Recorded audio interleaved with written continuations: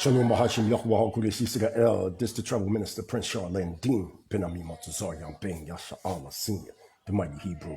I give all praise and honor to Yahweh, the supreme, intelligent, powerful one of our forefathers. Havagahim Yitzchak and Yaakov, those struggle for righteousness sake all over the planet Earth. I say unto the family Shalom Aleichem. We live in the direct part 2, showing the physical appearance of Israel. So let me invite some more people back in. We back with part 2. You know what I mean? Y'all know I had a brief little blackout here in Tanzania.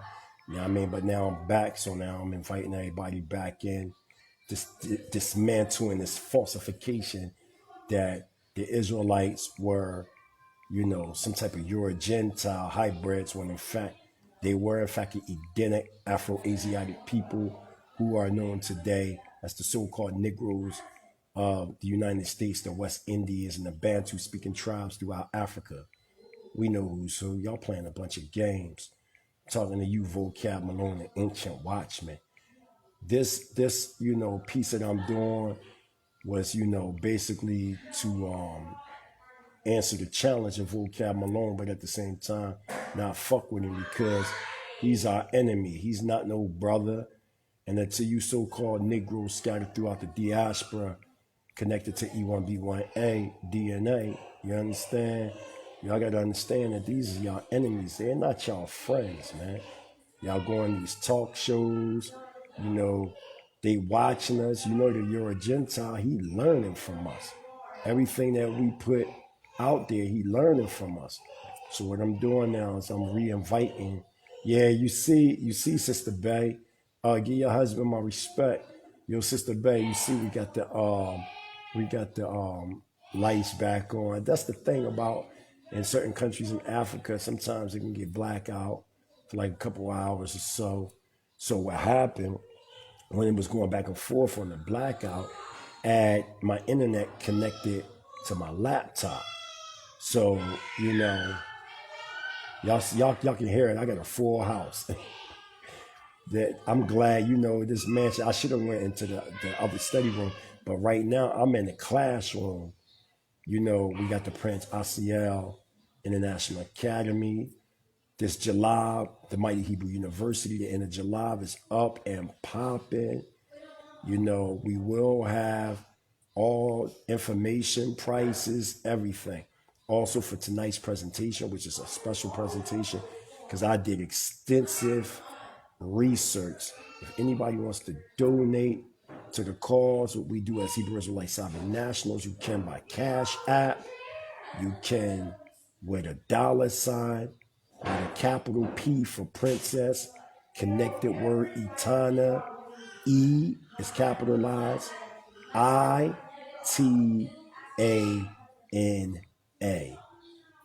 Donations are needed. You know, we love donations. Y'all know how I put in this work. You know, and y'all know the cause that we doing over here in the continent, in East Africa. Y'all know what we doing. We repatriated from the United States. Now, you know, we living in Africa. We're building a sovereign nationalistic community in Africa. And you see that we're doing it very fast. Like it was just me and my Isha. We just come over by the way of Prince Asiel being Israel, our international ambassador and prime minister of the original Hebrew Israelite sovereign nation.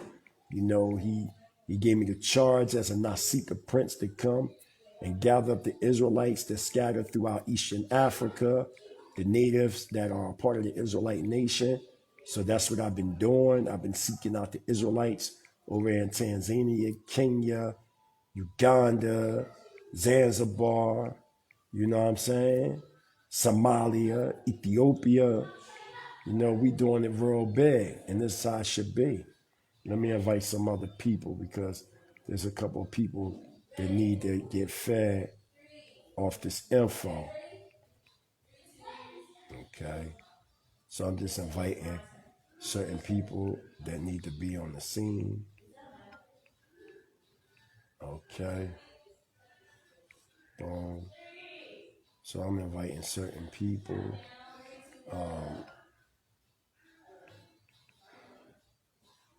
Get Jeremiah Judah back in here. Certain people. Let me get F.O.P.E in here. You know. so you can get this information. Certain people. Qanath. Okay, I see you. Okay, I see you, Nabi. Shalom, Nabi. I see you. What's up, Nabi? Yeah, man. I'm chilling, man. I'm always happy, healthy. You know what I'm saying? All right, the people coming back in. Oh, y'all know I was coming back. Shalom, Rawi. You know what I mean? So we going to get into it. So we talking about the original appearance. This is part 2. You know, this is a response to the devil vocab Malone and to the ancient watchmen. Y'all know how I play. I don't play games. So let's deal with these anthropological, historical, archaeological facts. You know what I'm saying? Let's get it. So I left off at the Suez Canal and man-made ditch, because my whole thing, if the Suez Canal was created, it took from 1859 to 1869, which is a 10-year period, which they got help from the Egyptians, not the original Comedian people or the Kamahu people, but the Egyptians. You know what I'm saying? Come on, they the ones that separated Israel and the rest of the body of the so-called Middle East from the greater body of Africa.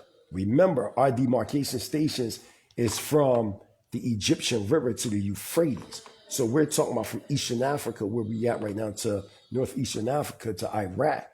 What I'm telling you, I'm in the land of Israel right now, because Tanzania is a part of the promise. East Africa, which the Nile River will flow down.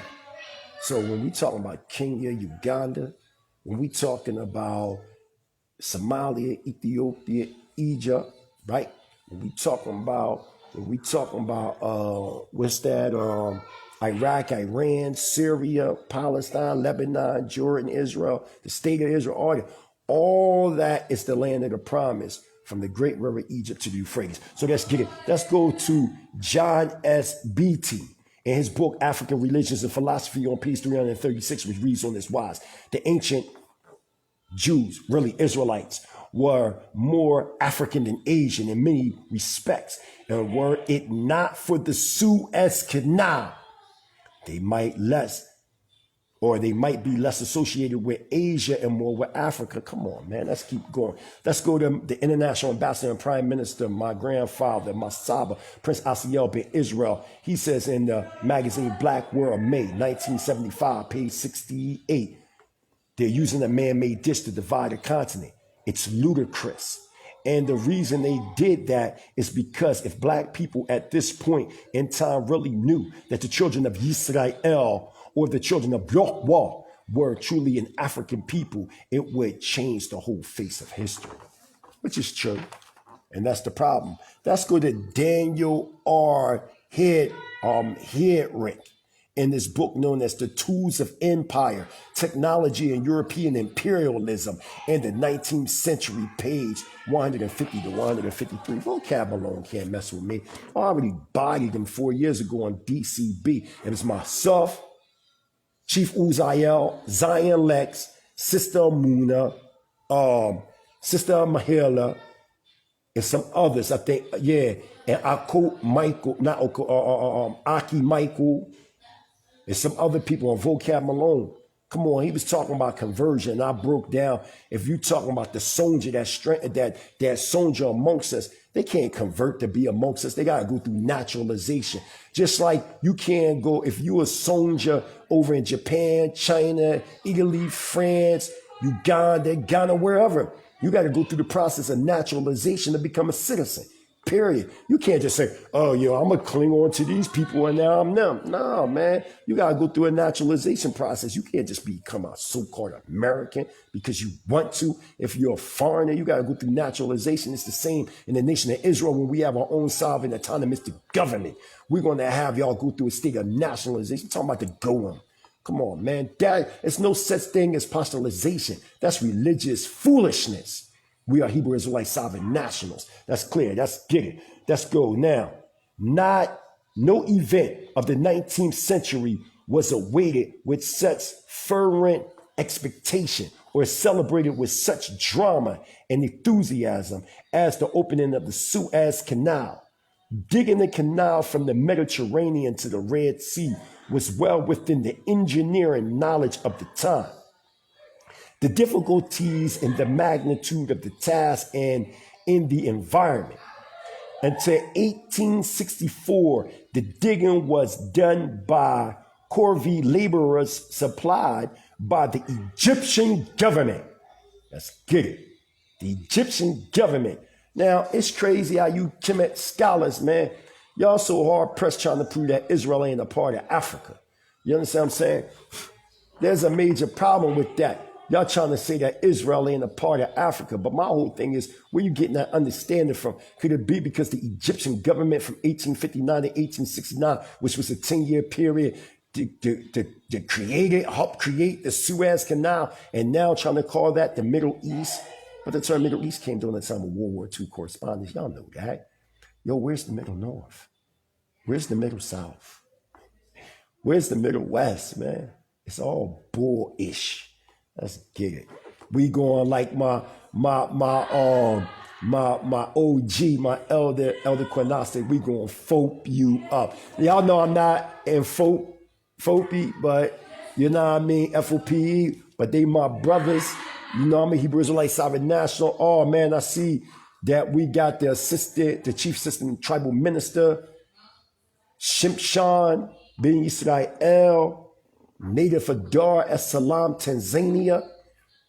Bantu speaking Hebrew Israelite Sovereign National on deck. Let's get it. Watch this. During the most active phase of construction, 20,000 or more people worked for a period of 1 month, then were replaced by another 20,000, including time spent traveling to and from the canal site. These men were absent. Y'all got to hear this. Absent from their homes for about 3 months. The men often went thirsty and suffered outbreak and hysteria, right? And cholera. I gave y'all that source again. That's the tools of empires, technology, and European imperialism in the 19th century, pages 50 to 53 by Daniel R. Hedrick.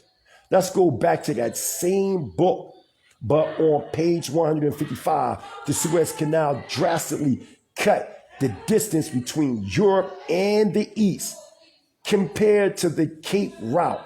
The voyage from London to Bombay was shortened by 51% to Calcutta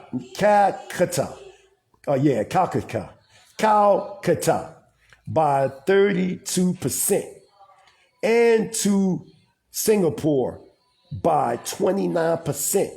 Its most important impacts were upon the East-West trade and shipbuilding. Come on, man.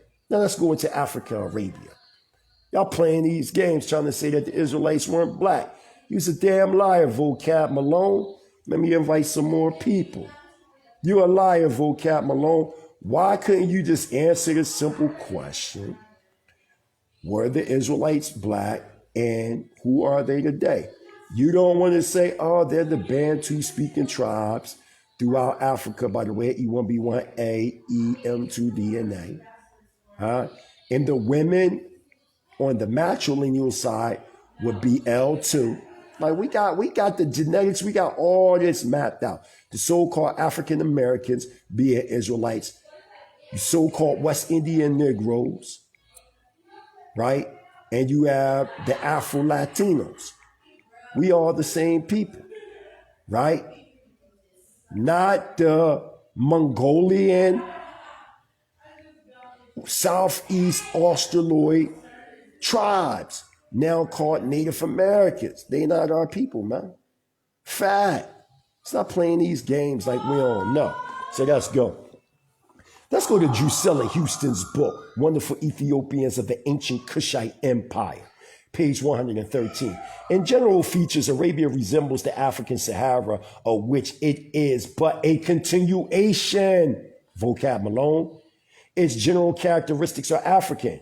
Let's go to the supplementary page of map to Mediterranean Europe and Northeastern Africa in the African Heritage Study Bible, page 1881, which reads on this wise. Arabia is the world's largest peninsula and is located to the east of Egypt between the Red Sea and the Persian Gulf. Arabia was one of the earliest colonies of the ancient Cushitic Empire of the Ethiopians. To the Cushitic race belonged the oldest and purest Arabian blood. They were the original Arabians and the creators of the ancient civilization, evidence of which may be seen in the stupendous ruins to be found in every part of Arabia. Come on, man, I'm shutting you down. Let's go to the Arabs, page 139. By Burton Thomas. The original inhabitants of Arabia were not familiar Arabs of our own time, but a very much darker people. Talking about the Ishmaelites. Let's get it. Let's go back into wonderful Ethiopians of the ancient Cushitic Empire on page 126. Let's get it by Drusilla Houston. In the oldest recorded traditions, Arabia is the land of Cush, the celebrated Ethiopia of very remote times. Traditions of the ancient world rightly interpreted can have no other meaning. We see how easy it is for superficial scholarship to have made the mistake like you ancient watchmen. Vocab Malone. Superficial scholarship to have made the mistake of blending under the same name Arabia two distinct races. Let's go to John D. Baldwin, Prehistoric Nations. Page 73-74, let's get it. At the present time, Arabia is inhabited by two distinct races, namely the descendants of the old Adite, Cushite, or Ethiopic race, known under various appellations, and dwelling chiefly at the southeast and the central parts of the country, but formerly supreme throughout the whole peninsula. And the Semitic Arabians, Muhammad's race, found chiefly in the Hijaz and at the north. In some districts of the country, these races are more or less mixed, but the two races are very unlike in many respects. And the distinction has always been recognized by writers on Arabian ethnicism. To the Cushite race belong to the purest Arabian blood. Let's keep going. Let's go to World Culture and the Black Experience by Al El-Mazuri. Arabs as a race are impossible to classify by pigmentation. The range of colors of these people is from white Arabs of Lebanon and Syria to brown Arabs of the Hadramaut to the black Arabs of the Sudan and parts of Saudi Arabia. Large sections of the Arab populations of the Middle East are distinguishable in physical features from Greek Spaniards. Listen again. Large sections of the Arab population of the Middle East are indistinguishable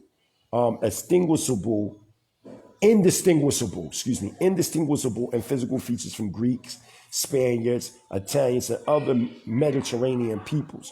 On the other hand, many Arab Sudanese are as black as the non-Arab Sudanese and would certainly be indistinguishable from the Hausa and Jamaicans. Come on, man. Them cats is invaders. Period. Let's get it. Live and direct from Tanzania. Anybody that want to donate to the cause, what we doing, getting generators, helping certain local people. We got the Prince ACL International Academy. I'm in one of the classes right now here at the mini mansion. You can with $, capital P for Princess, capital E for Etana, ITANA. And if anybody need, proof of purchase for your donation, we can prove that too. Hallelujah. Let's continue on. Let's slide into this African Heritage Study Bible on page 787 and 788 for the notes of Esther chapter 1, verse 1. The Cushites inhabited strategic parts of Arabia before the birth of the progenitor of the Arabs. Cush was the patriarch of all the Ethiopian tribes of Babylon, Arabia, India, and along the Nile River. All of this area lies in northeastern Africa, now today falsely called the Middle East. The Tigris and Euphrates region is located in northeast Africa. This southern section was known at different times by many names, among which are Sumer, Akkad, and Chaldea. But the name best known to us is Babylonia. Now, I already proved linguistically that Hebrew, there go the sister right there. Shalom Aleichem, sister. I don't know if you was on part one, this part two. So now, where does this book came? It's a bunch of, I got a bunch of different books. I'm coming out of my book, Our True History of the Diaspora and Our Freedom. I'm coming to the physical appearance of Israel, the African Edenic diaspora, the African Edenic heritage, new and Israelite knowledge. It's so many books I got on this table. So I'm just grabbing them and I'm reading them and I'm giving the sources. I put all my work together yesterday because I didn't like how my brother, Professor Lee Cummins, was disrespected by Vocab Malone when F.O.P.E had Vocab Malone on there, and he never answered the question as to who the Israelites were and were they black, et cetera, et cetera. So let's get into it. So I already showed, if we talk in linguistics, that Ivrit, the Hebrew language, is in fact the Afro-Asiatic language. The Shemitic languages are Afro-Asiatic. There's no way of getting around it. Now, here's my thing. If the Native American languages were birthed through Hebrew, why aren't they a part of the Afro-Asiatic language family? Why isn't the structure of the language the same structure as theirs? Also, check this out.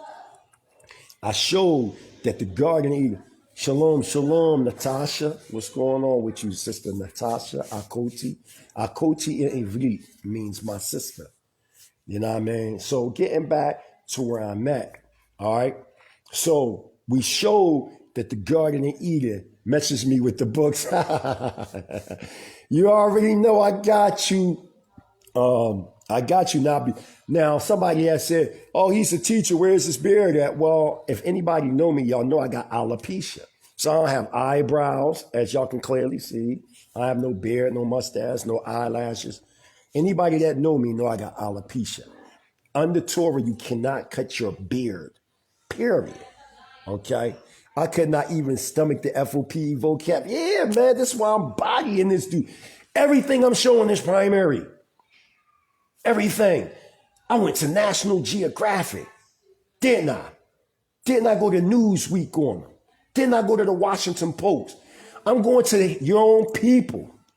And they're telling you that what they call today, Africa is the cradle of civilization, the cradle of humanity, right? Then I showed you, because Adam wasn't created in the garden, he was placed in the garden. Now, us at the Mighty Hebrew University, we teach about what you know as the Lemurian Atlantean root epic, okay, Tamanadu or Patala, and what you know as Madagascar, Tanzania, all that area. That's the origin of man. This is why you see the Ramorhos migrating into Western Africa and building the Patala root epic 5.5 million BCE, which later became known as the Atlantean Empire, which stretched all the way to the city of the Golden Gate, which is South America. But that was pre-flood history, because we already know that there was 4 floods: 800,000 BCE, 200,000 BCE, 80,000 BCE, 9,564 BCE, which was the last flood, which is Noah's flood. After Noah, now we talking post-antediluvian or post-flood history. So right now we talking, because we right now on post-flood right now. So since I already proved that Adam Kawa, falsely called Adam and Eve, I show how Adam wa Kawa were originally dark-skinned people with woolly hair. I proved that the Garden of Eden was in northeastern Africa. I proved this in part 1. There's no way of getting around. So now I got to prove the physical appearance of Israel, because remember, I had to set the foundation. And if the children of Israel are claiming descent from Shem through Noah, and Noah's claiming descent back to Ha-Adam, then what are we talking about? And I already proved the word Adam, Ha-Adam doesn't mean man. It means the firstborn of the first blood rising with outstretched arms, right? Which is inclusive of woman. Woman wasn't taken from a literal rib. The word in Hebrew is zalah, which is the feminine principle within Ha-Adam. You have masculine polarity, feminine polarity. At one time, we were all warriors. So when the separation took place 21.5 to 18.5 million BCE, right? That was the separation of the polarities. Why? Because one polarity started dominating another polarity, right? The feminine polarity was dominating spiritual and emotional. The masculine polarity was dominating intellectually and physically. So the separation took place, right? So Zalah's feminine principle, which we translate as red, if you're going to correctly translate it, literally translate it as side, not red. Remember, I keep telling you, men and women are equal. But equality doesn't mean sameness. Our roles are different. Our perspectives are different. But the responsibility is shared. So now we're going to start at Leviticus chapter 26, verse 33, and Deuteronomy chapter 28, verse 64. Give a shout out to the young brother that beat Jeremiah's, our brother Aaron, and he was using Leviticus 26 and Deuteronomy 28. So I'm going to do the same thing. We are YISRA'EL, falsely called Leviticus chapter 26, verse 33, which reads on this wise. And I will scatter you among the nations of the earth, and will draw out a sword after you, and your land shall be desolate and your cities waste. That was talking about when we was in the land of Israel. Fact. It wasn't talking about when we was in the Americas. Stop lying, ancient watchmen. Stop lying, Jeremiah's. Stop these games. The Hispanics are not Israelites, period. Now, you do have Afro-Latinos that are Israel, but the Hispanic community, don't you know 84% of the Hispanic population just in Puerto Rico alone are haplogroups that go back to Spain? They're descendants of the conquistadors, man. Come on. Because they was murdering all the Arawak or the Taino Boricua men. They were murdering them and raping the women. Let's get it. Deuteronomy chapter, or Debarium, chapter 28, verse 64. And Yahweh shall scatter thee among all the nations, from one end of the earth unto the other end. And there thou shalt serve other powers, which neither thou nor thy fathers have known, even wood and stone. Let's get it. Now, in the book, The African Edenic Heritage, Dr. Saramadiel Ben Yahuda said this. He said, in 70 AD, the Israelite nation, disclamated by earlier captivities and wrecked by internal dissension, went into exile. The lost tribes of Israel are generally assumed to have disappeared, as if they have fallen off the planet itself. Eurocentric historians and theologians have postulated successfully that the Israelites migrated north, ending up in Europe, that a portion is conceded. Yet, in the face of increasing Greco-Roman cultural and military onslaught from the north, logic dictates that the Israelites and other northeastern African tribes people fled south, away from the approaching Roman presence and armies. This African exile scenario is borne out convincingly by the historical and anthropological research in this section. Come on, man. So if we look, let's look at the map. Come on, man. Let's look at this, man. Let's make sense of this. So here's a map of Africa, y'all. So if Greece and Rome and all that is up there, and if the approach of Romans is coming this way, why the hell would we run that way? Wouldn't we just run down? Doesn't that make logical sense? Wouldn't we just run down deeper south into Africa? Come on, man. These guys, who they think they playing with, man? They playing a bunch of games, man. You vocab Malone, the ancient watchman. Watch who you talking about.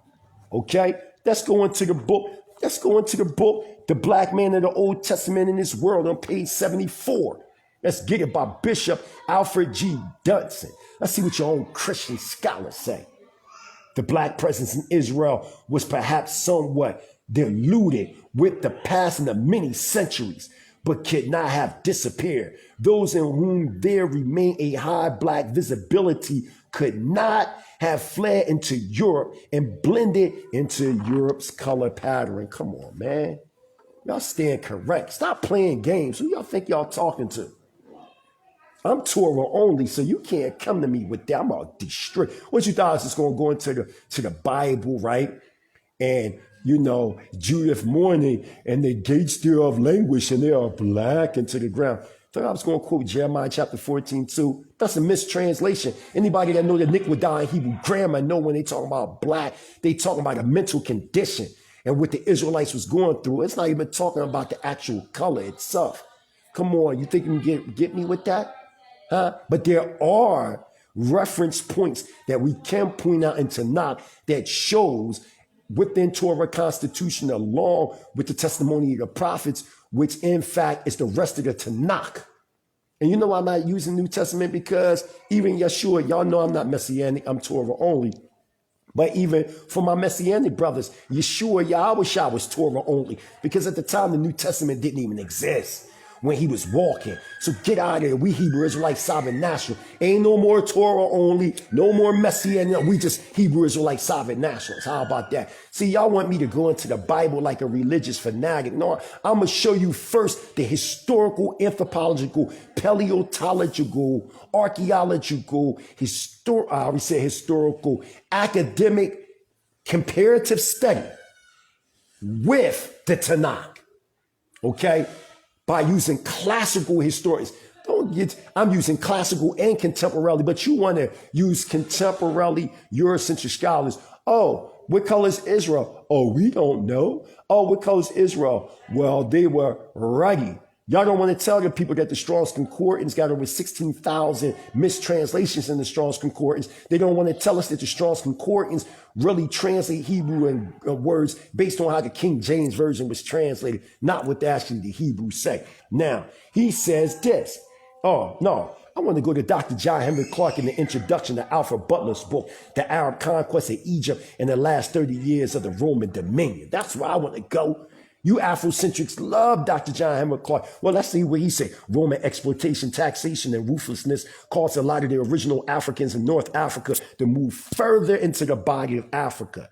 The question is often asked, what happened to North Africa's black population? This is part of the answer. Come on, man.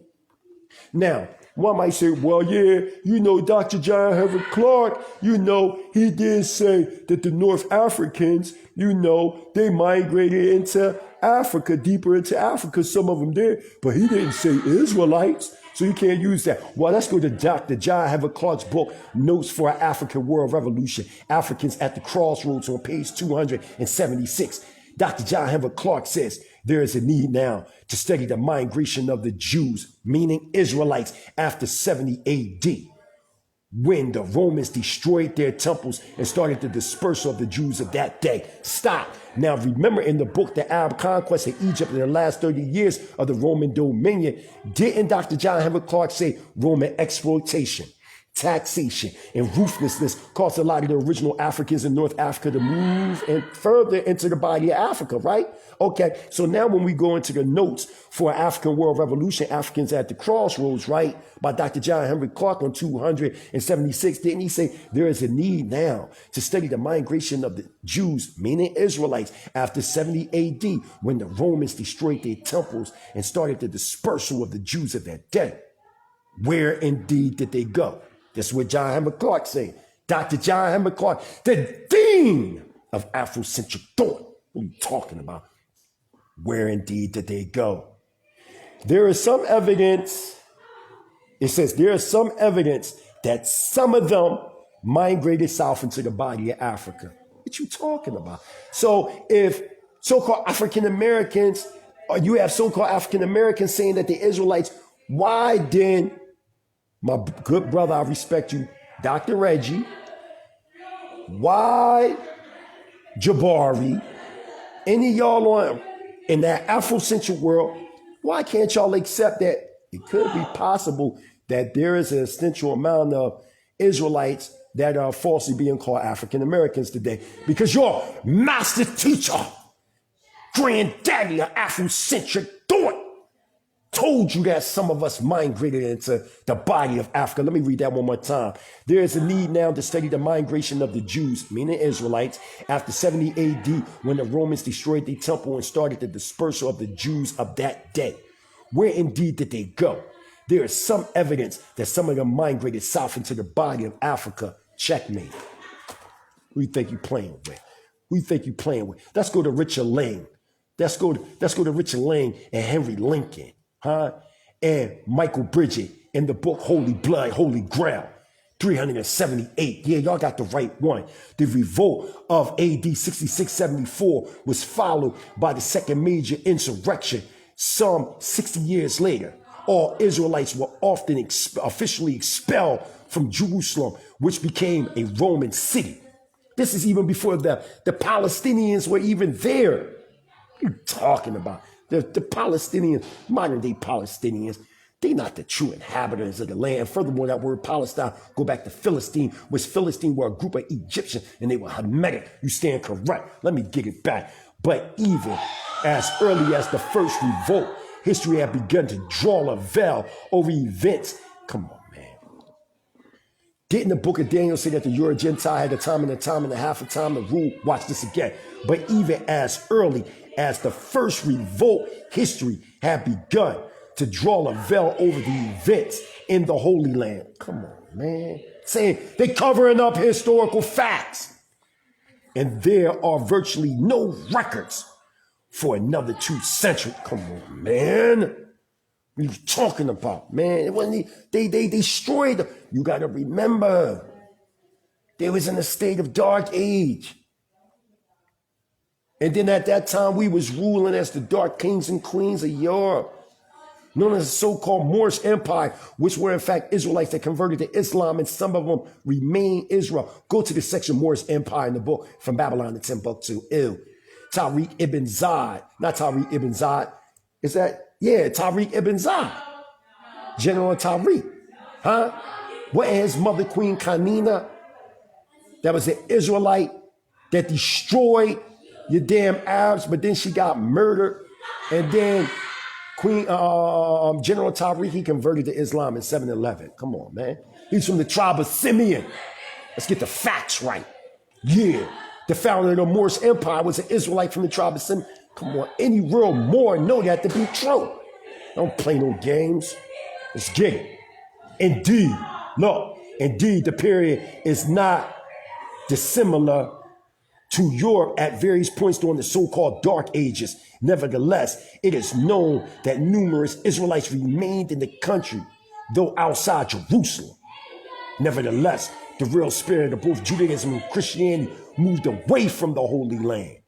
The majority of Palestine's Jewish population dispersed in the diaspora like that which had occurred some 700 years before when Jerusalem fell to the Babylonians. And Christianity in similar fashion began to migrate across the globe to Asia Minor, to Greece, Rome, to Gaul, Britain, to North Africa.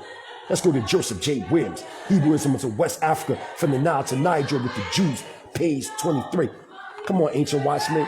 Y'all don't even know what the book Hebrewisms of West Africa about. It's a comparative study. Joseph J. Williams never said that the so-called Negroes in the Western Hemisphere weren't Israelites. He never said that. Now, within Hebrewisms of West Africa, you have different scholars arguing where the so-called Negroes of the Americas come from. And the so-called West Africans, certain West African tribes come from, like the Coromantes, the Ashanti, the Dahomey, the Iwi, the Fanti, the Igbo, right? The Akan. What are you talking about, man? So you have some scholars, they arguing like, they this people, they that people. Well, Joseph J. Williams, he was the composer and the editor, right, of Hebrewisms of West Africa. But let's hear his own words and what he said. Long before the destruction of Jerusalem by Titus, the Mediterranean shore of Africa had become lined were influential Israelite Jewish colonies, which undoubtedly were in constant mercantile relations with the interior of the Dark Continent. But Egypt especially had been a haven of the refugees from Jerusalem at the time of the Babylonian captivity, and for many subsequent centuries, the Israelite element in the land of the pharaohs continued to increase and prosper. What are you talking about, man? Let's go to our elder, the late Adonenu, Rabbeinu Ben Ami Ben YISRA'EL, Ha Mashayach, God, the black man in truth, page 14. Many of the descendants of Abraham followed Moses from Egypt, but some remained in Egypt while others migrated south and westward. Those migrating Hebrews explain why traces of Hebrew culture can be found throughout West Central and East Africa. I'm sitting in East Africa now. Don't you got the Wayahuti in the mountains of Kilimanjaro right now? They're saying they've been there for 2,900 years. Don't you got the town next to I'm in a town known as Moshi. Moshi is just another name for Moses. Next door to me is Arusha, Jerusalem. Come on, man. Why? Because when the Israelites were migrating in these regions, they start renaming areas, naming them after where they originally came from. Let's get it, man. Watch this. Those migrating Hebrews explain why traces of Hebrew culture can be found throughout West Central and East Africa. Many scholars believe the ancestors of the Fulani, Ashanti, Iwi, Yoruba, Bantu, and other peoples were in fact early Hebrew Israelites. Let me get this other book. Let me see. Oh, you know I got to go to the dean, the chancellor, Prince Dr. Shaliah bin Yahuda lecturer during a September 1993 sacred visitation pilgrimage tour of the northeastern African region, Israel to Egypt. He says this: the original Hamitic Egyptians and Sudanese, all black cultures, were driven and carried away from their own lands and replaced with transplants from the northern European areas. This helps one to comprehend the removal of the Hebrew Israelites from what are now termed the Middle and Near East regions of Northeastern Africa. Come on, man, I'm bodying you. Let's go to the book Black Hebrews, The Quest for Authentic Identity and Journal for Religious Thought, volume 44, number 2, page 46 to 47. Ellis Yayi Jones. Ethiopian Hebrews point out that black Hebrews, themselves included, were in Africa 1,500 years before Islam, and that wherever the Arabs traveled in Africa, they found Hebrews. According to their sources, the Qanath Hebrews were located in central Sudan along trails hundreds of miles north, south, east, and west of Sudan from where they had apparently migrated. Man, I'm killing these guys, man. They're dead. They're dead, man. You see, vocab Malone, see, I'm Torah-centered. So there's no argument. You can't argue with me about the divinity of Christ. You can't argue with me if I believe he. No, I do not believe in none of that. Let's deal with the facts. Torah Constitution reigns supreme. Israel is the body politic. We went into captivity because what? We violated Torah. We're returning back because now we're reapproaching the Torah. We lost our identity and measurement.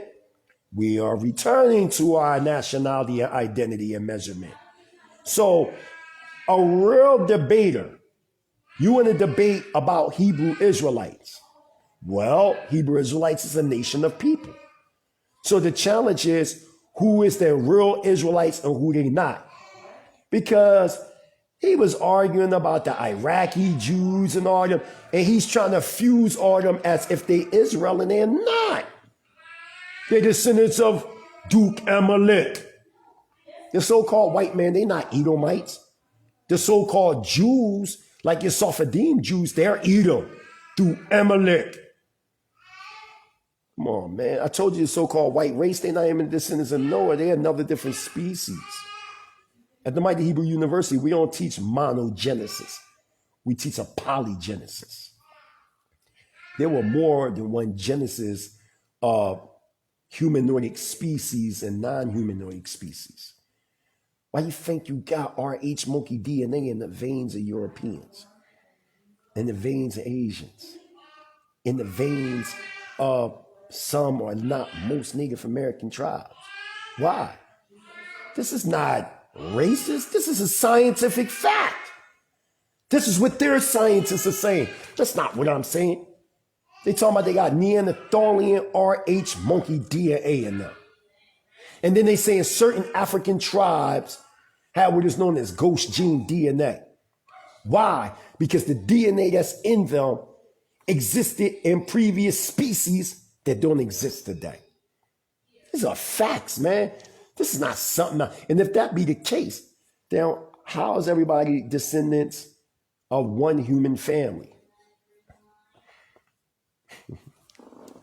Let's keep going. Watch this.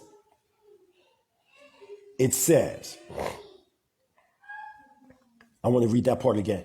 According to their sources, the Qanath Hebrews were located in central Sudan. And when they mean by central Sudan, you got to remember at that time during the 1600s, Sudan was another name for Africa. So when you read books like Hebrewism in West Africa and they say they came from Sudan and all that, we're not talking about alone just, it's not just talking about what we know as modern Sudan. It's talking about Central Africa.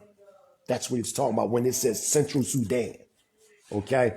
So we got to understand the way they were speaking in them times in the 19th century. Let's keep going. Right? It says, Central Sudan along trails hundreds of miles north, south, east, and west, east and west of Senegal, from where they had apparently migrated.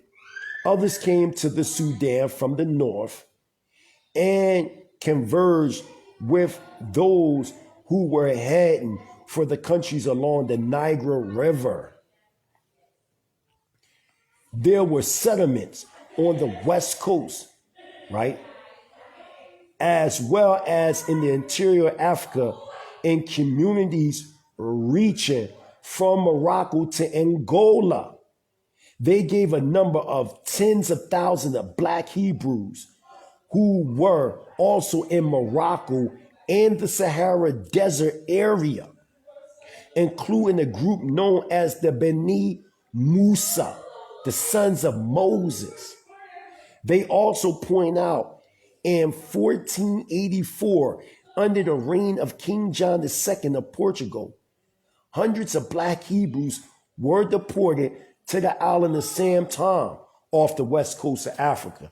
Now, in my book, Our True History of the Diaspora and Our Freedom, the book that I wrote, let me show y'all a map from out of my book, okay? Now, here's the official map taken from the book, Lost Tribes of Myth. Now, if y'all look very carefully, now this is the map from Lost Tribes of Myth, okay? And now everywhere you see circled are Israelite colonies throughout Africa. Now, my question to you is this, ancient watchman, right? As a matter of fact, I'm going to turn on this candle because I don't feel like going to turn on the other lights, because I'm putting this on top because I want the family to be able to see this.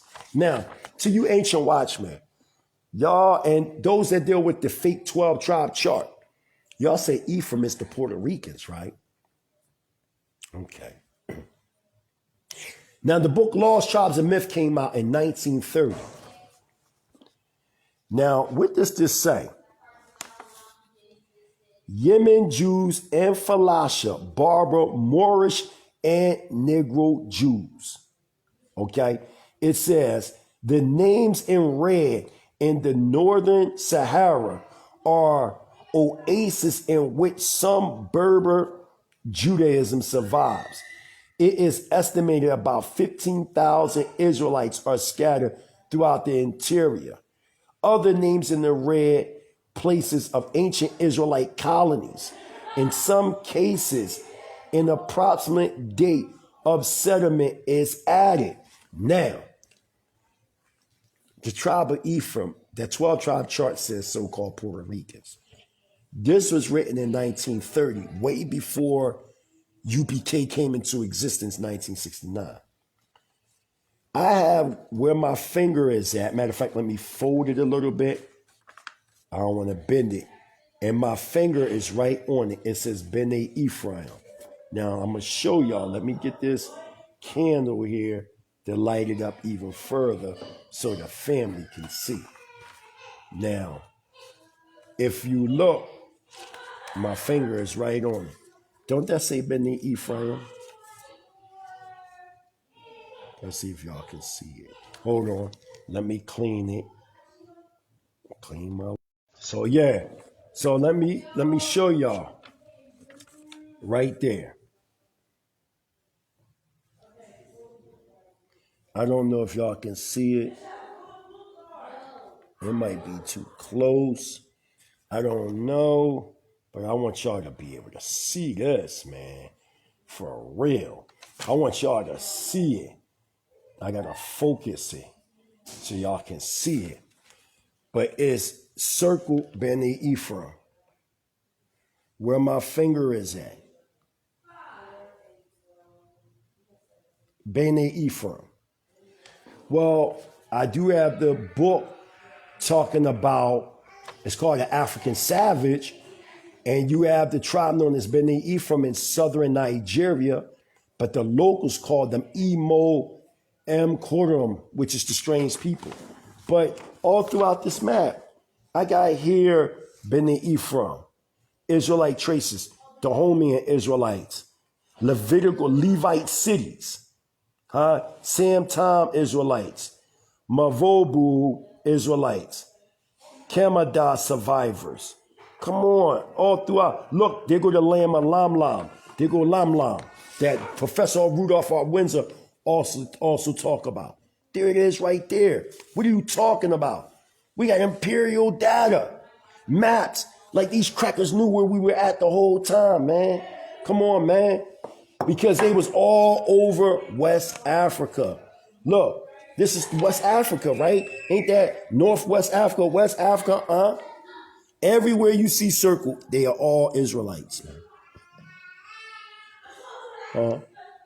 You see that? You see how they try to play a vicious game with y'all? Like y'all were ignorant and y'all can't, comprehend. See, Vocab Malone don't know who he dealing with.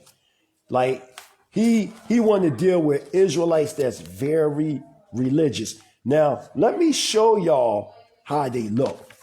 Now, this figure right here is coming from out of, let me get this book from where it's coming from Cashel, The World and Its People, by permission of Funk and Wellness Company.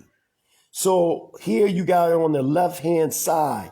In this figure, these are Hebrew Israelites from the Simba Gambia in northern Guinea. They are known as the Fula. Look at their beards and braids. Ain't that done right there? Now, I want y'all to see it real good. Boom. Look at that. See, that's my notes I wrote. Boom. Crusher. Crusher. Look at that. Look at that. Look at that. These, remember back in them times, they drew pictures of us. Look at that. In the 1500s. Yeah.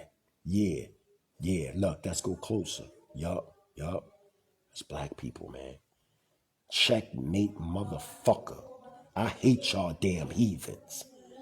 I ain't no Hebrew Israel. I'm a Hebrew Israel, like sovereign, national. Let's go deeper. Yeah, because they always trying to, put them subs and steal our history. Let's see what the Israelites look like. Now, as I'm continuing on, right? I'm going to show y'all something. It's just going to blow y'all mind. Y'all going to be like, y'all better leave the mighty Hebrew alone. You better leave them alone. I would have had this on my computers. As y'all can see, I would have had it on my computers and stuff like that. But, because It was in such short time. I'm just freestyling, but I wrote some things. Now, give a shout out. May he rest in completeness. Elder H. Ben Ephraim. This is his work. Children of Israel, the true children of Israel, or niggas, the true children of Israel. And as y'all can see, North Africa and the Israelite migrations, Israelites in Africa, right? And as y'all can see, it's all numbered, right? It's all numbered, right? Right? In these areas, right? Now, I'm going to show with this map right here, right? With this map right here, I'm going to show you how it lines up with this map. See, I didn't know I was going to do this, so I'm freestyling. I couldn't put everything on my computer as I just showed, but let's deal with the facts at hand. So, as I said, they drew us. So, here it is right here. You see the Baluado natives. Now, look at them. Boom. Remember, in the 15th century, the 14th century, the 16th century, all the way to the 1900s, they were still drawing us. But look at the brother with his beard. Look at the brother with his braids. It's different if you got a condition like me. I got alopecia. So I can't, grow that anymore. Look at our sisters. Look at us, man. We don't get our long hair and Shemitic features from them damn Native Americans. Now you got Israelites in the midst of the natives, but the natives are, in fact, again, your Q haplogroups. Anybody that studied the haplotypes, your Q haplogroups are, in fact, your Mongols that come from the Gobi Desert by the way of the Patala or the so-called Atlantean root epic. That's a fact, man. Then you talking about the old haplogroup. Ain't they the Southwest Pacific Islanders, like your Samoans, your Hawaiians, your Maoris? Why you think they Australoid? They from Australia. The natives that are in the Americas, they're not Israelites. Now, they're Israelites in the midst, but we know that the E1B1A, E2, or E2 are, in fact, the actual Israelites, the Bantu-speaking tribes through the Bantu expansion, which is the Israelite expansion or the Israelite exile by the way of the Assyrian captivity. The northern kingdom start going into Eastern Africa. Fact. This is a fact, man. That's why when you study the sagas, tribes and all them, you start studying the Israelites in Afghanistan all the way to Japan. Why you think they talking about they come from the northern kingdom, man? And then the southern kingdom in 586 BCE and in 70 ACE, they start migrating into West Africa. That's why most of the southern kingdom, even though you had elements of the northern kingdom, but most of the southern kingdom, that's why you got most of the people in West Africa that's Israelites and in America saying they from the tribe of Judah, man. Facts, man. Stop playing these games and stop lying. Look at us, man. You thought we got our headpieces from the natives? Let's look at the Muta of Kichiboko. Come on, man. These are Israelites, man. What are you talking about? They drew pictures of us, man. Look at our sisters. This is how our ancestors look. Yeah. Give a shout out to the late elder H. Ben Ephraim from Ben Azar Queen that put this together. May his memory live forevermore for righteousness' sake. Hallelujah. Let's get it. Let's get it popping. I hate them damn devils because they be lying, man. They be lying. So let's go to Stanley Lane Poole. Let's go to one of the Moorish Americans' favorite historical books, The Story of the Moors in Spain, page 2. Let's get it. Muhammad, the Arabian prophet, began to preach the religion of Islam in the beginning of the 7th century. He took the old faith of the Hebrews, which had its disciplines in Arabia. Come on, what you talking about, man? Stop playing games. Muhammad himself was a Hebrew, but he was a descendant. He was from the Quraysh tribe through the seed of Kedar, man. He was an Ishmaelite, man. You think you playing with? The Qur'an's foundation is from the Torah, man.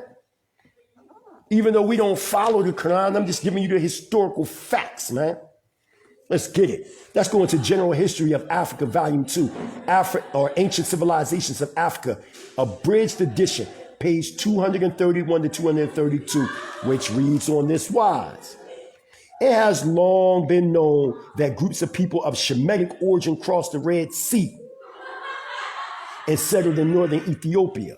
Other groups of Hebraic spirituality and culture had been living in this same region of South Arabia for a long time, perhaps since the destruction of Jerusalem by Nebuchadnezzar in 587, I say 586, BCE, and its occupants. But their numbers increased greatly after the third destruction of Jerusalem by Emperor Titus in 70 CE, when Israelites from the southern kingdom, persecuted by the Romans, received a welcome from their co-patriots settled in South Arabia. Come on, man. Let's go to the English translation of the Maharib. Evening prayer in Israeli. This is what the Israelis say.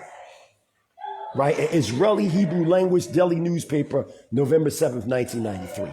Members of the tribe of Ibar Jukanik living in Somalia and Ethiopia. They have named themselves the Hebrew children of Israel. According to the members of the tribe, they have been on the continent since the 10th century.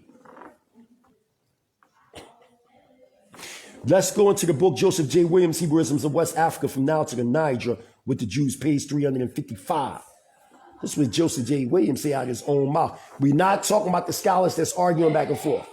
We're talking about the editor, which is Joseph J. Williams. Somewhere in the dim past, a wave, or more probably a series of waves of Hebraic influence swept over Negro Africa, leaving unmistakably traces among various tribes where they had endured even to the present day. Isn't this presentation known as the appearance of Israel from then to now? Okay, let's go to the Jerusalem Post, 1988, out of Africa and Jerusalem. Today, there are still millions of African Israelites or African Jews and many tribes in Kenya, Zaire, Zambia, and the Congo. There are people who are circumcised, respect the Shabbat. Okay. Respect the Shabbat and have a tradition of using suit coat for a week. Come on in, boots for a week. Ain't that what we do in YISRA'EL, the 23rd chapter, miscalled Leviticus? My father taught me Torah, and he was taught by his father, who was taught by his father, on and on. Come on, man. What you talking about? Huh? Let's go to where I want to go. It's so much. Let's go into 100 amazing facts on the African presence in the Bible, page 2. The African Edenic tribe of Judah, largest of all the house of Israel, was the last to be dispersed from the Holy Land in 70 ACE. Judah wandered in Africa for over 1,000 years before most settled on the west coast of Africa, the point from which the great slave trade to the Americas began. The land of the Ashanti in West Africa is one of the most important ancestral homes of many African Americans. Let's go into Ben Ami's book, God, the Black Man and Truth, page 14. We know that many West Africans, especially the Ashantis, are direct descendants of the ancient Hebrews because of the strong Hebrewisms that have been identified in Ashanti tribal customs. In both language and customs, the retention of certain Hebrewisms as evidence of the connection between the two groups. It only supports the contention that the African Americans are descended from not only the Ashanti, the Fulanti, the Iwi, the Yoruba, and Bantu nations, but the ancient Hebrews as well. If we know nothing more about ourselves, we do know that we were brought to America from West and Central Africa, Senegal, Gambia, Guinea, the land of Gambia, the land of Kunta Kinte, Ivory Coast, Ghana, Togo, Benin, Nigeria, and Cameroon, where these African people live. Also in Al Missouri's The Africans, the Triple Heritage, page 300, he says, another major African group whose origins have been traced to the other side of the Red Sea are the Yoruba, now mainly concentrated in Nigeria and Benin. One legend has it that the Yoruba are remnants of the children of Canaan, meaning the Israelites of Canaan, who were of the tribe of Nimrod. Remember, Nimrod was a mighty hunter against Yah, because it uses the word in Hebrew against Yah. Remember, Nimrod was the uncle of Abraham. Come on, man. Come on. He was a Cushite. He was his great uncle. Let's keep going. Let's go to Walking with the Night, the Afro-Cuban world of Santeria. Give a shout out to the Afro-Latino community. By Royal, he says on page 2, Yoruba scholars have advanced diverse ideas as to the origin of the Yorubas, some even suggesting a relationship to Middle Eastern countries. The staff of Orania, a monolith said to be 1,000 years old, that is a symbol of the Yoruba, has the Hebrew letter Yod carved near its pinnacle. Come on, man, I'm bodying these cats. Let's go to Ali H. Gabe. Lost Tribes of Myth 245, which reads on this wise. Yoruba Israelites claim that their ancestors were driven from Oasis to Oasis and called themselves by the Hebrew name Bene Ephraim. Hold up. So now let's take me back to this map, man. See how it's all like full circle, man. You know what I mean? Because the Yoruba is in Nigeria. Here is Bene Ephraim, Nigeria. Very interesting. So watch this. So we got this map right here. Okay. Israelites in Africa, right? Remember I said I was going to come back to this. Okay.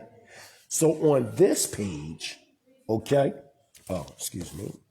On this page right here, it's a breakdown of this map. Now you see this map, it has numbers like 1, 2, 3, and they migrated. So let's read one. But let's read to the top. Elder H.B. Ephraim of Bene Zaquim, may he rest in completeness, says, the true Israelites were scattered in all directions.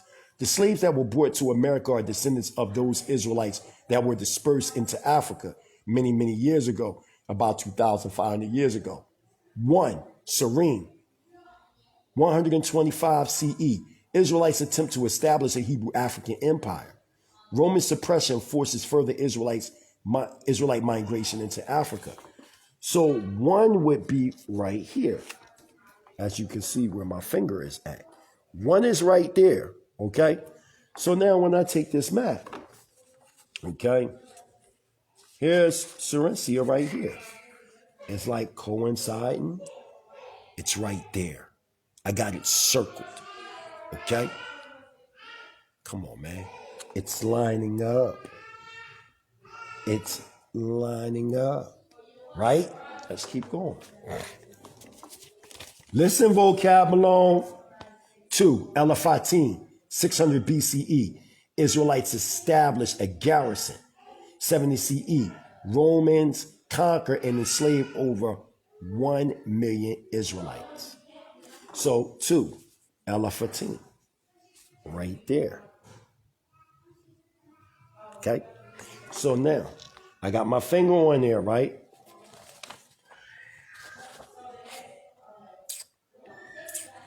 Elafatim. Just like I said, let me make sure. Yup. Right there. See? This comes from Lost Tribes of Myth, 1930. Man, Alan H. Gabi was a professor in Duke University. What are you talking about? Let's go. Right? 3. Tamitek, 1492. Ottoman Turkish Muslims destroy a 1,000-year-old Hebrew settlement. There it is right there. In the middle of the Sahara Desert. There it is right there, right? Okay.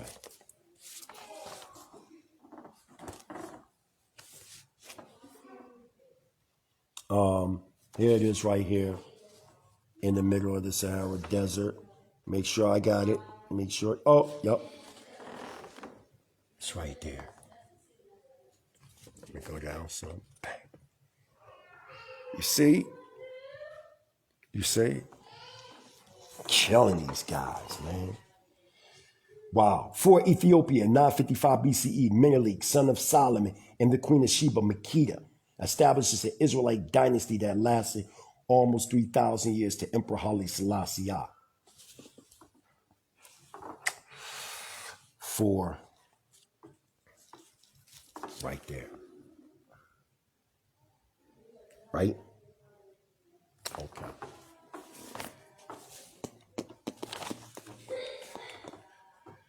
Where am I at? Right there. And I got a circle. And they got their falasha. Wish y'all can see it though. But it's right there. 5, Uganda, line of 33 kings tracing their lineage to King David in Ugandan tradition. There they go right there. 5. This is how you destroy them.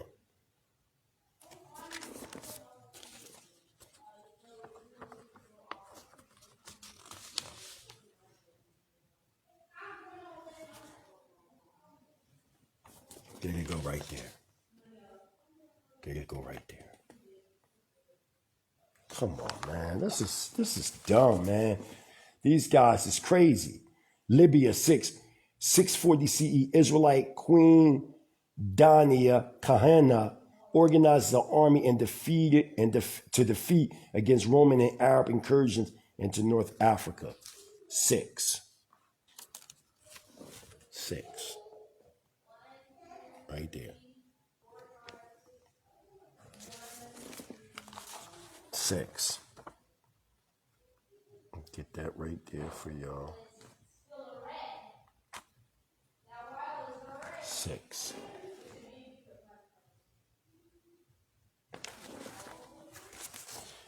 7. Kazimbi, 1831, right? Shemitic Africans whose king wear the Mitri hair wrap resembled that of the Israelites high priest. 7.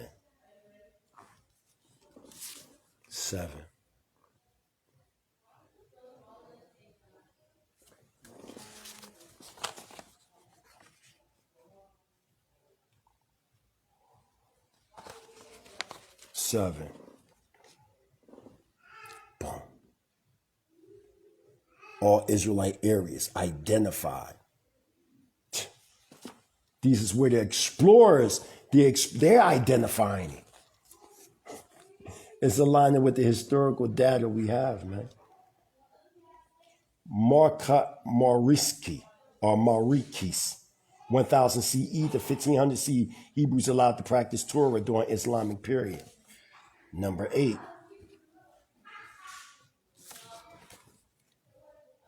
Right there. Now see that? Right? There they go. Number 8. They known as Bene Musa, the sons of Moses. There they go right there. It says it right there, Bene Musa, sons of Moses. Come on, man. Killing them. 9.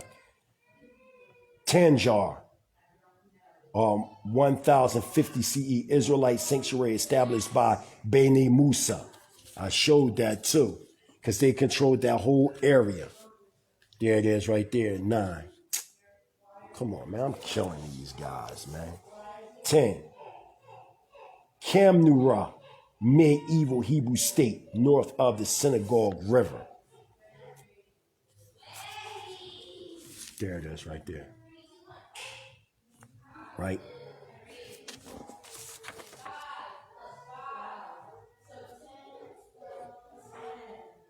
There it is right there. Senegambia. There you go right there.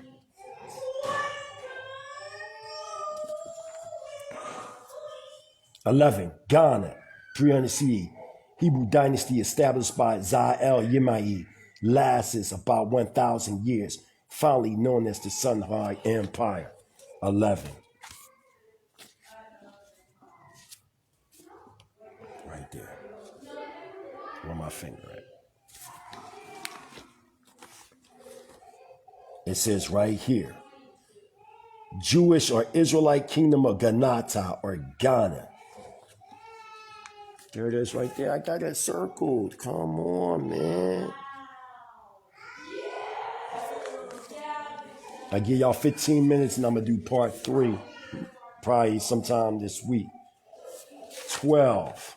Lam, 12th century Hebrew kingdom, 200 miles of east of Timbuktu. Al Idris. I just seen there go Lam right there. There it is right there. Let me make sure I got it. Yep. I'm going to go this way. Y'all see it? It's right there. It's right there. It's right there. There's Lam. It says it. It says Lam, once a Jewish colony, meaning Israelite colony.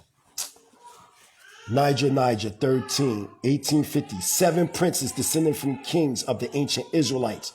The tradition is known as the Festivity tradition. Ooh, that's 13, right? That's 13. Let me show you where the location is at. Right here. Right there. My son, man, he's spoiled. See that right there? Here they go right here. Right there. Got that stuff circled. I'm killing them, man. I'm killing them. Watch this statement. If I'm lying, I'm flying. This last statement out of this book I want to read. Most of the descendants of American slaves know little or nothing about the Shemitic African ancestry. They believe that the non-Hamitic features come from being mixed with Native American Indians. Come on, Elder A said that, man. I ain't got to lie. He said it. He said it out of his own mouth. Why? Because he knew we weren't goddamn Native Americans. Come on, we the children of Israel, period. Let's keep going. Couple more quotations. Let's get it. Man, I'm going to Religions of Africa, Traditions and Transformation, page 50 by E. Thomas Lawson.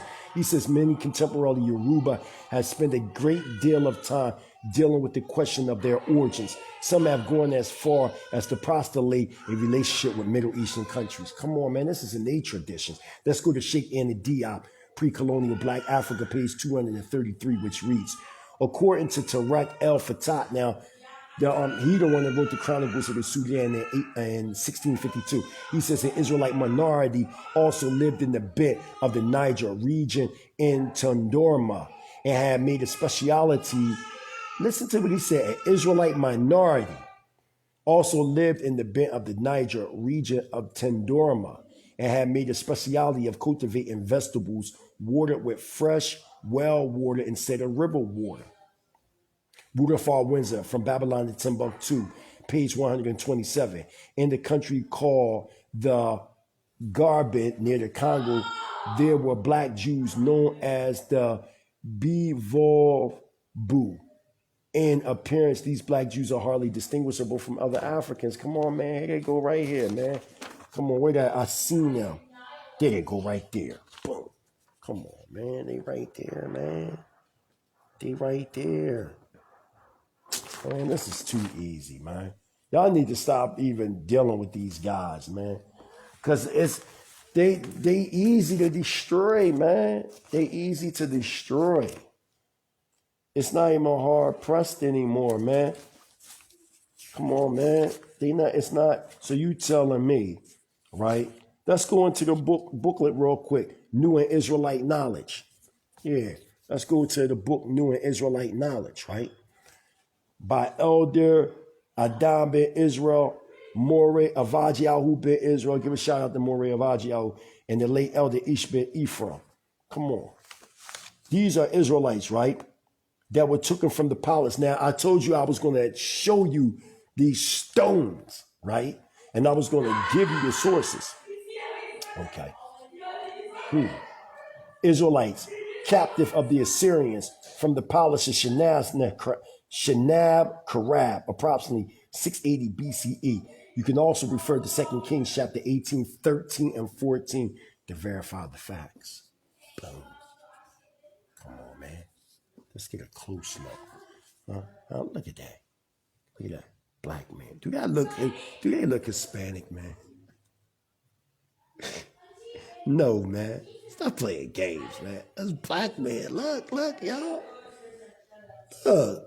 I'm not saying it. It's what the stone images are saying. Look, y'all.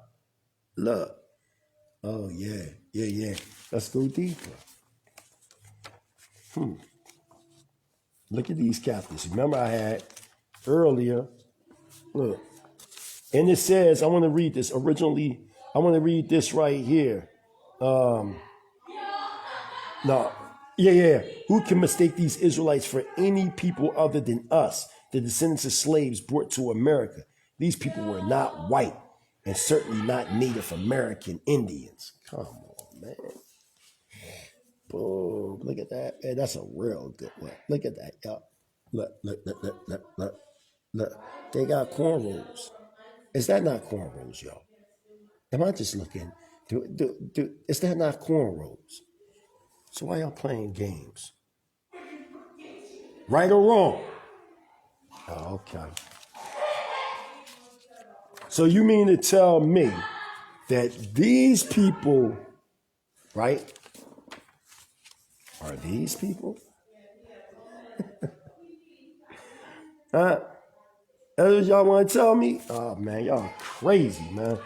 To even believe in such foolishness. Foolishness, I tell you. Foolishness. Okay? Pure foolishness. And y'all ran with that. Trying to discredit our people that came with the truth and nothing but the truth, so help them Yah. Let's give a shout out to 3 of our founding fathers. Prophet William S. Crawley, Rabbi Arnold Josiah Ford, and Robbie Matthews. Come on, man. What you talking about?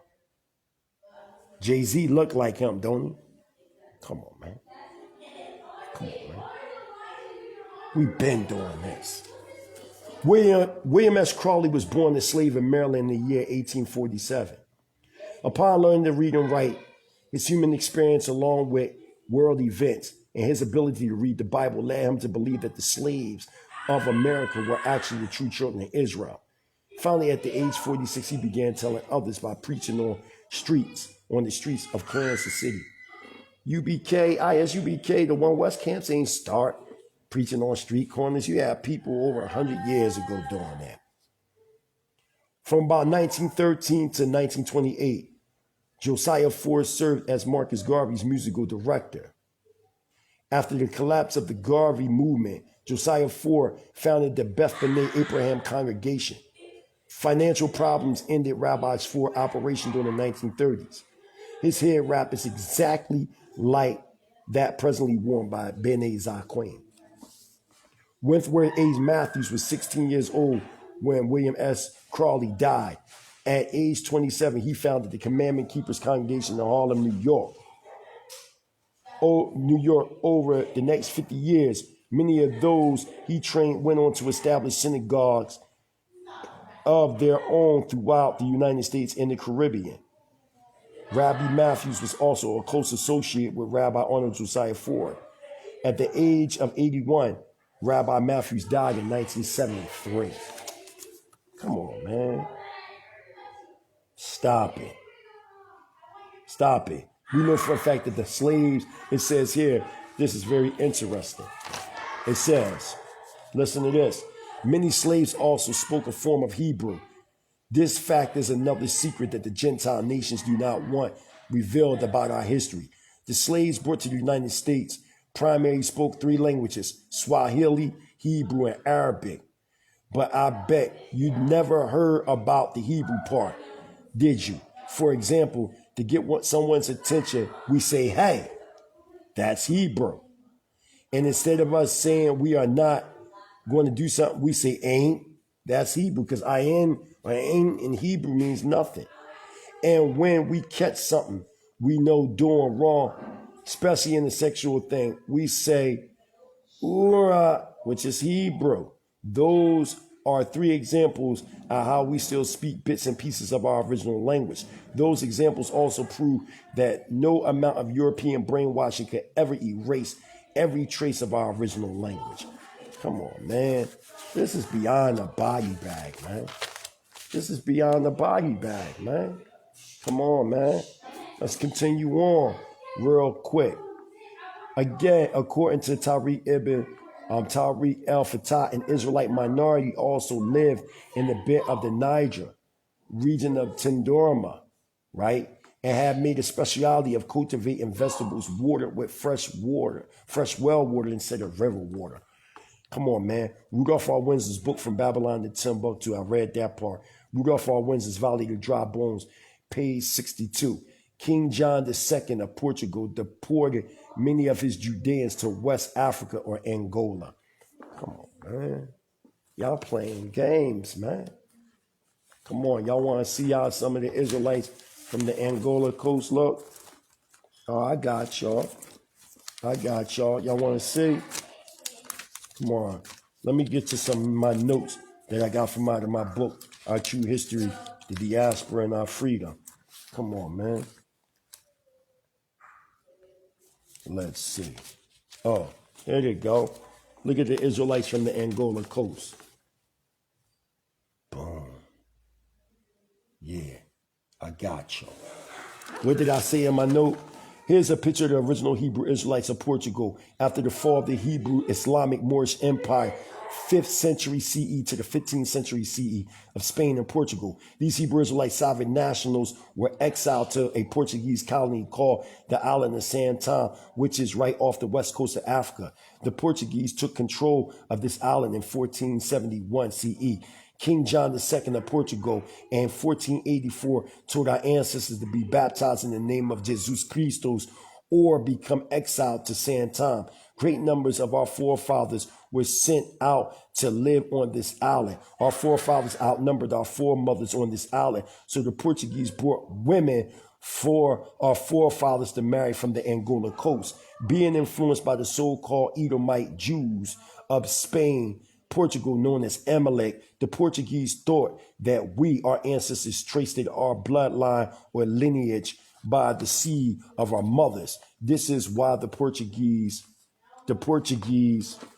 carefully perpetrated the mixing with the Hebrew Israelite men of the island of Santam and the women of the Angola coast. What the Portuguese failed to realize is that we trace our seed line from our fathers, not our mothers. Also, the women on the Angola coast were Hebrew Israelites, them being a mixture of the tribe of Ephraim and the tribe of Benjamin.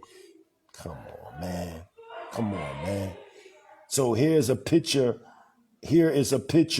of the so-called Jews of Angola by so-called white historians. And I just showed that. Checkmate.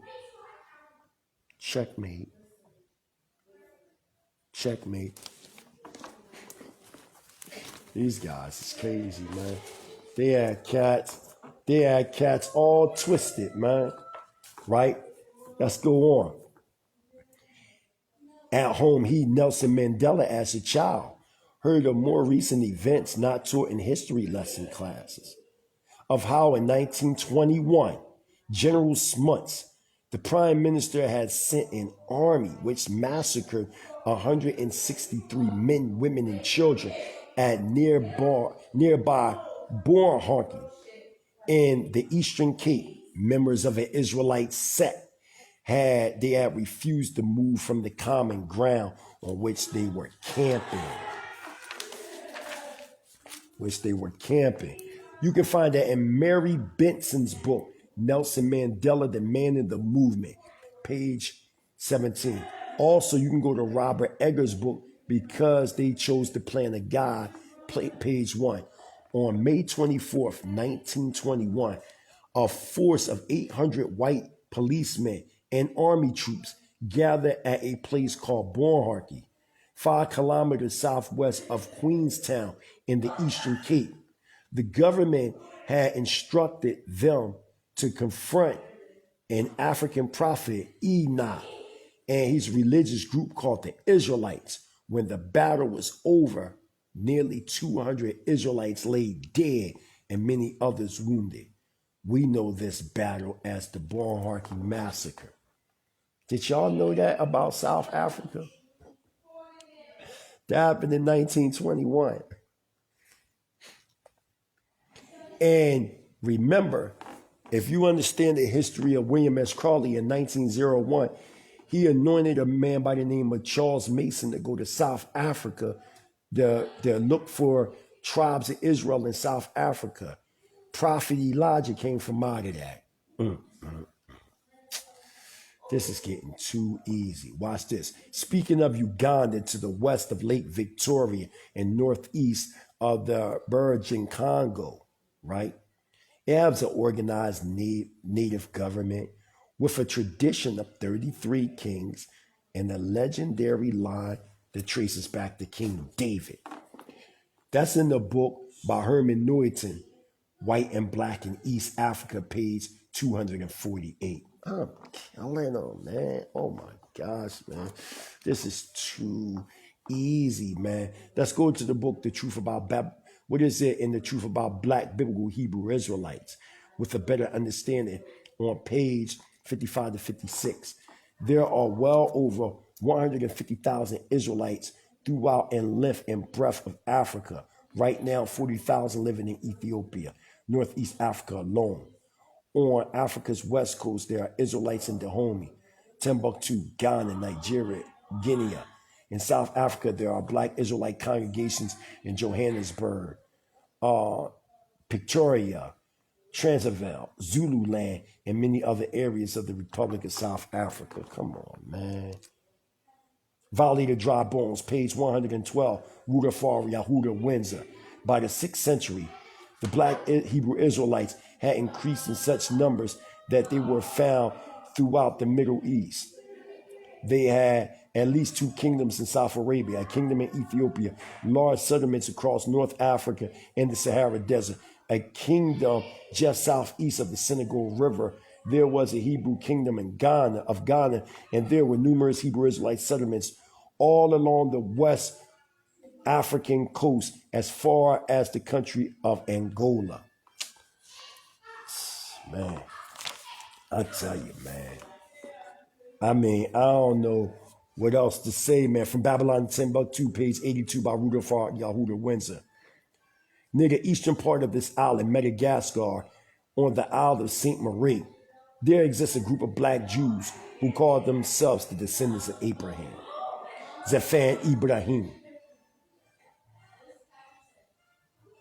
Father Joseph Brent, in his slim volume, The Hebrew in Madagascar, is convinced that there were, if not one, but 2 Israelite migrations to Madagascar. He supports his argument with several hundred comparisons between Madagascar and Hebrew words. John Booty, African Religions and Philosophies, page 333. Another community of African Hebrewisms or Judaism is found in eastern Uganda. Members of the congregation speak of themselves as Israelites of the tribe of Judah. No other Zimbabweans blow the shofar except Zechariah, who is of the lost tribes of Israel. Tens of thousands of Black Israelites were discovered there recently. They are called the Lamba, and according to their tradition, they are descendants of Abraham, Moses, and Solomon. English translation of the evening prayer in the Ma'avi, an Israeli Hebrew language daily newspaper, September 16th, 1991. Come on, man. Anything else someone? Oh my God. Oh man. Oh man. It's what else I want to read?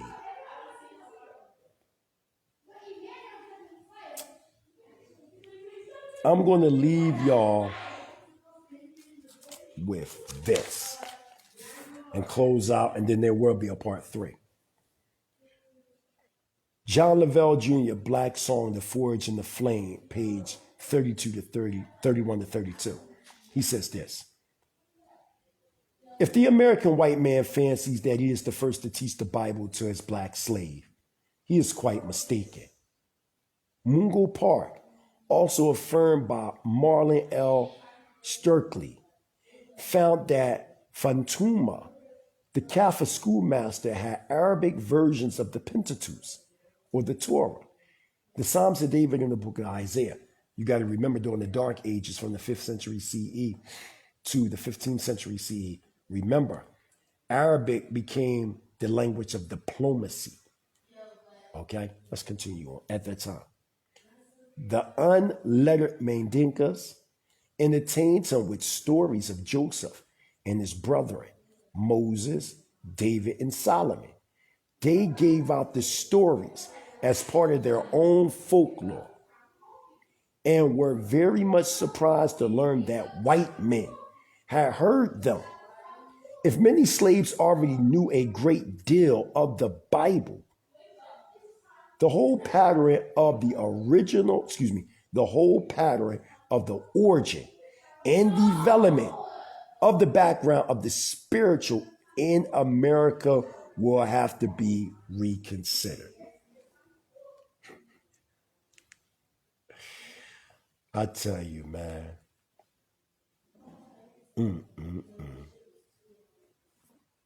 It's very interesting, man.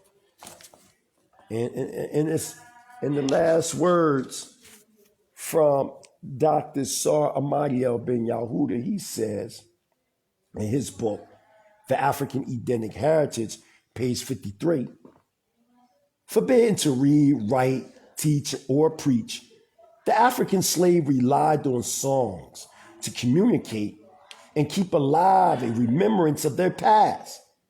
Are African American spirituals the result of missionary influence and identification with the biblical story, or part of a deeply entrenched collective cultural consciousness?